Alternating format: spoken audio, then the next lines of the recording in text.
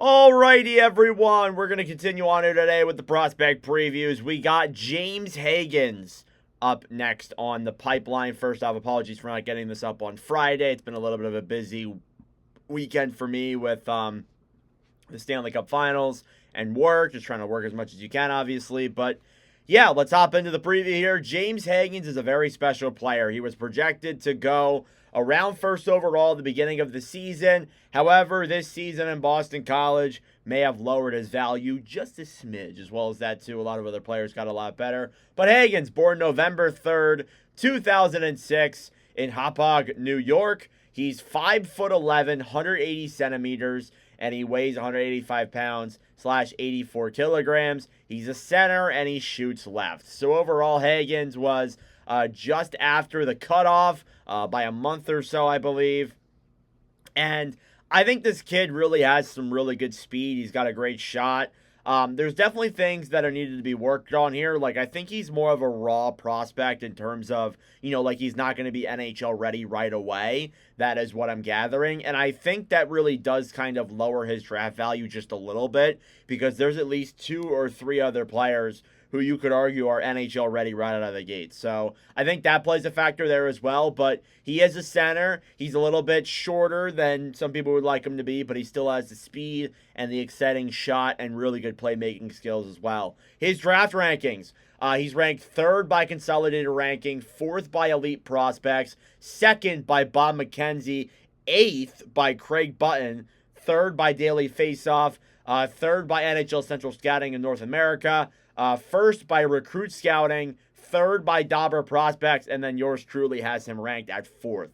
So what I'm gathering here is this guy is kind of all over the place. He probably will be a top 5 pick in this year's draft, but when you look in terms of just the overall ranking, there's no consensus. I think it's a lot of just kind of everywhere, to be honest with you.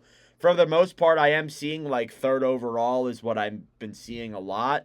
I don't know if that's the right call, but obviously we'll have to see there if that's what the Blackhawks want to do. But he's a more polarizing prospect. Like with Schaefer and Misa, there's that consensus where Schaefer's going 1st overall and Misa's going 2nd overall. And then the draft really begins at number 3, I would say. This guy played in the U.S. National Development Program as well as in the United States Hockey League as well for 2 seasons before going to Boston College.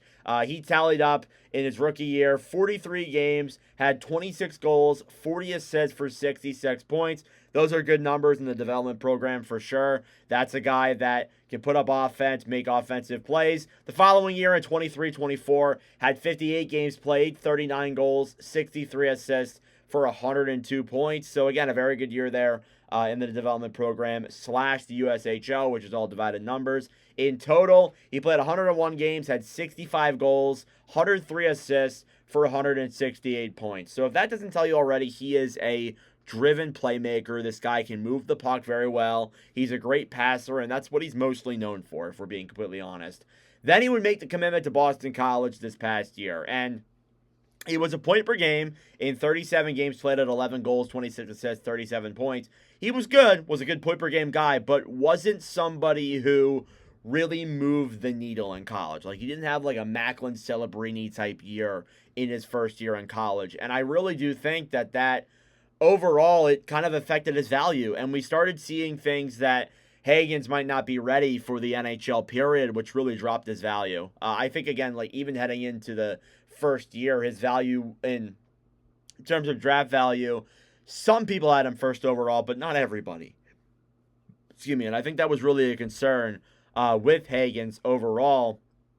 And I still think it is. I think the teams who are number 1 and number 2, even number 3, they may want a guy who's like NHL ready right now. And I just don't think Hagens is that guy, which is why we could see him drop down and maybe even outside of the top 5, if we're being honest. Now, in the World Juniors, he's been very good. He's been a very good point per game player in the World Juniors. In World Junior under 18, he had 7 games played, 9 goals, 13 assists, 22 points. Those are great numbers in 7 games played. Very good offensive power. This past year in the World Juniors in U20, had 7 games played, 5 goals, 4 assists, 9 points. Him, Perrault, and Leonard, that Boston College line, lit that juniors up. He played very phenomenal there with those guys. Scored some goals, made some plays. I thought overall he had a really good World Juniors. That tallies up to 31 points in 14 games played internationally. So again, this guy internationally has had some good numbers as well. But again, overall, I think this guy's a very good player. I just think that there are things that need to work on in his game, but he has a very underrated shot. His shot's pretty damn good, but he's not really known for his scoring. He's known for his passing and his great IQ. This guy has phenomenal IQ. He reads plays very well and has incredible puck control. Like, he is one of the better puck control guys in this draft, if we're being completely honest. The things he needs to work on, again, I just feel like it's like basic kid things. Like, young players have a lot of these problems.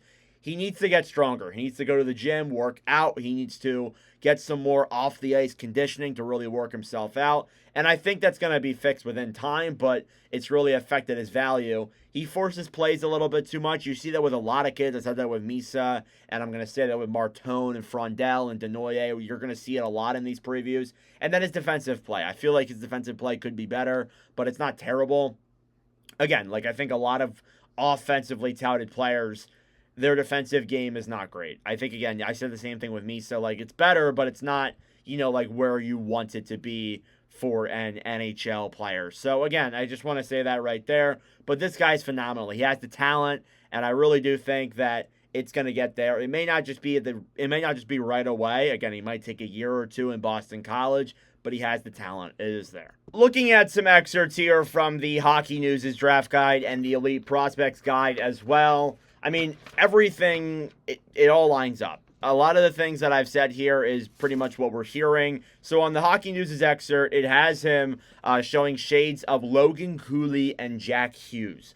Those are 2 very good players. And then the Hockey News has him at a best case scenario for Jack Hughes. If this guy is Jack Hughes, come on. You got to take that opportunity, absolutely. So again, just showing the shades of those players. Hughes, phenomenal player on the Devils, has phenomenal speed, phenomenal skill. Just hopefully the injuries don't come along with him. And then Logan Cooley, a young and up-and-coming player for Utah, who had a really good season this year. So I think the fact that he's being compared to those guys, it tells you enough. It tells you that this is a guy you want to have on your team.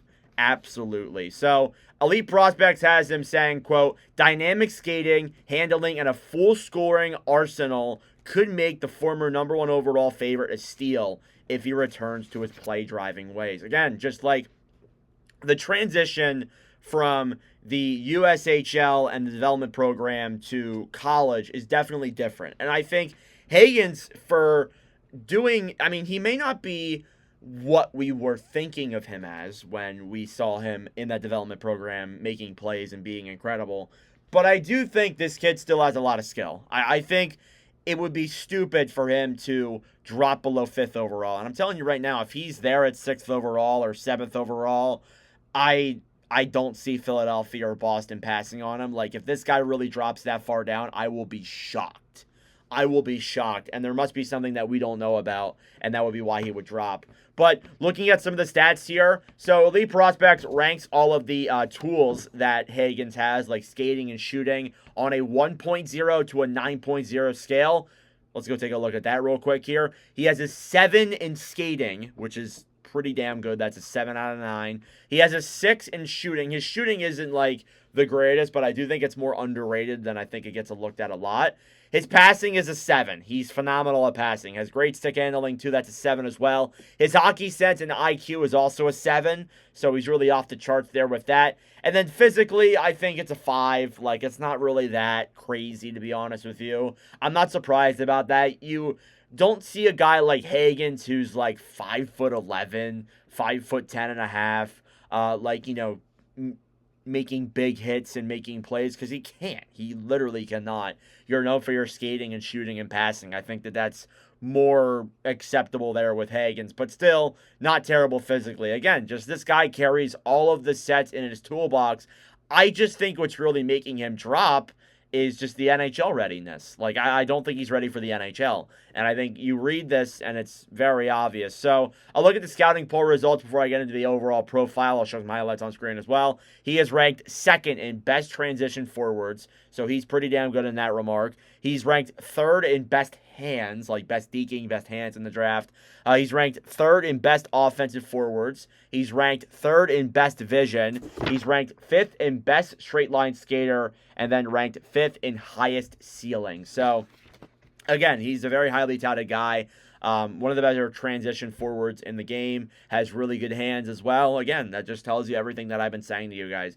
Now, reading the actual profile, it shows even more that this guy really has the tools in his toolbox. So, James Hagens has seemingly been a part of the hockey world's zeitgeist from a young age. A dynamic play driver. I'm not doing very good today, in every sense. The New York-born center didn't just dominate play as the draft -1 player, he annihilated older competition, tormenting them with his pace, skill blending, and sense. His 102-point campaign in the United States Development Program was, frankly, one of the best seasons in program history. He went on to top that in incredible U18s, leading the United States to silver, posting a ridiculous 22 points across 7 games, capturing the single tournament record from Nikita Kucherov. Rolling into the 24-25 season, the hype surrounding Hagens' game was palpable. How could it not be? He was joining a Boston College team loaded with high-end NHL draft picks, set to be the cornerstone piece down the middle of the ice, and the historical evidence was there for him to walk in and be a star. The future isn't always as it seems. Fast forward 7 months, Hagens had a successful season in a vacuum. He was a supporting element in the World Juniors, winning a gold medal and finishing the year with a point-per-game season with the Eagles. While Hagens' application of a consistent dynamic moments varied from shift to shift, it's still clear. He possesses one of the best toolkits across the entire draft, a fluid skater who is light on his edges. He leverages full-range wingspan, high activity rate crossovers, and a motor to create constant advantages. He layers pucks through tricky seams, hooks and slips, feeds around pressure, and improvises on the fly with lightning-quick processing and punching away from threats and funneling play to the inside. So again, like, this guy has everything that I've been saying. I think that's really why he did drop, because, again, he had a phenomenal year in the United States Development Program, broke records, took away things from Nikita Kucherov in the U18 worlds. And I feel like heading into that year in Boston College, he just wasn't the spotlight player that we thought he was going to be. Again, he didn't have like a Macklin Celebrini level college year in his draft year to make him, like the projected #1 first overall pick. It just felt like, like he's still a very good player, but he wasn't a star. He wasn't like the #1 guy that everybody looked at. He was like a supporting role type of player, especially in the World Juniors. So again, I think that really played a factor in why he dropped, but he still has a ton of potential, and there is no doubt about that. I am very excited to see where this guy goes in the draft, and I really hope it's to my team. I hope he drops to 6 or even the 4. Either of those teams I would be okay with. But let me know your thoughts in the comment section down below on James Hagens. Thank you all so much for watching. Subscribe down below if you're new. We are doing Porter Martone coming up next tomorrow, actually. So you guys get 2 back-to-back prospect previews here. But that's it for us. Thank you for watching, and I'll see you guys in the next video.